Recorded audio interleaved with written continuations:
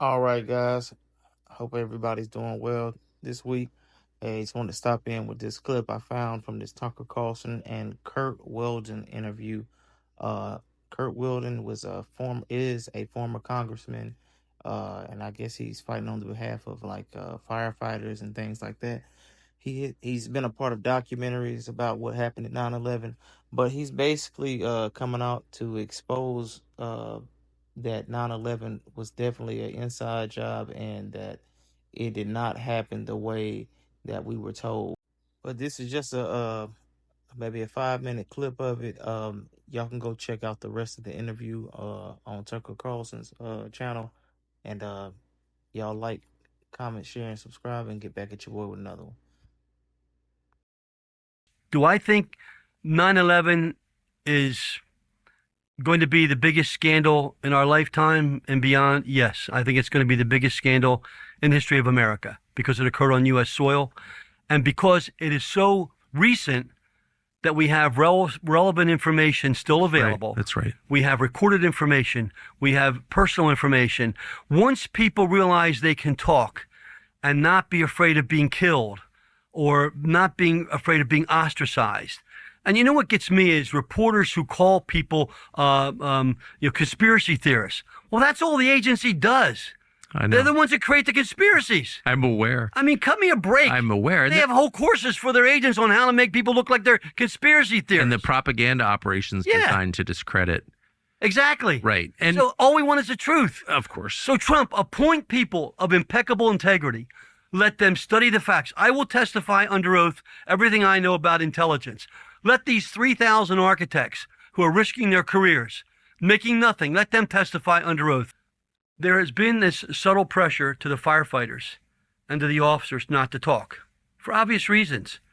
You know what this involves politically. And look what happened to the chief of L.A. The female chief of L.A. comes out and says that the resources were taken away from her for the field forest fires. And what does the mayor do? She fires her. That was just a few weeks ago. The firefighters are always a scapegoat. That's why, Tucker, I'm done with this. If it's the last thing I do, firefighters are not going to be taken for granted anymore. We're going to rise up. We're going to shake the country to its roots.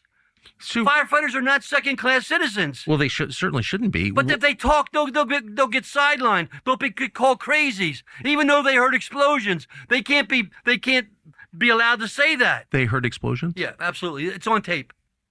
Well, we have people coming out of the buildings that heard explosions. We have film footage of people that talked to Fox News that was taken off the air and then now that was brought back by X. That's all available. That's why you need a commission to go back and look at all the lies. So there are, and pardon my ignorance, but there are people on tape saying I heard explosions. Yes, absolutely, 100%. They are the only high-rise buildings in the world that have ever come down from an airplane hitting them. And those buildings, I read the report from the architect who designed them. They were designed to withstand an airplane hitting the building and standing tall. And especially Building 7, which had no plane hit it. Right. No plane hit it. And the building just, you can see it when you watch it on TV, it just implodes straight down. And what really got me again was Oriole Palmer, the battalion chief, arising on the... Well, tell us who he was. What is... Okay, Oriole Palmer was one of the most inspirational battalion chiefs in New York. FDNY. FDNY, who immediately, in very good shape, had a family, a couple of kids, went into the building as soon as they got on the scene, took the elevator up to the 40th floor.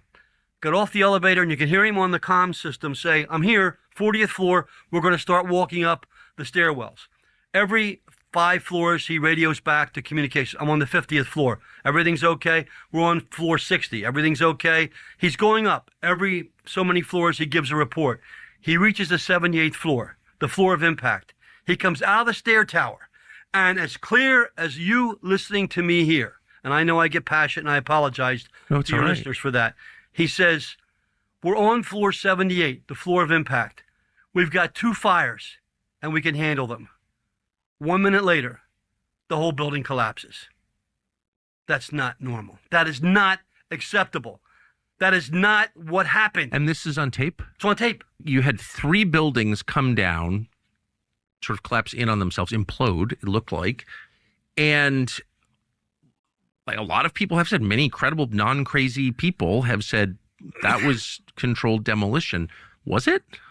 Well, when I got up there the day after, I had been in the Trade Center at the restaurant on the top several times. There's no way those two buildings could have collapsed into what they were there.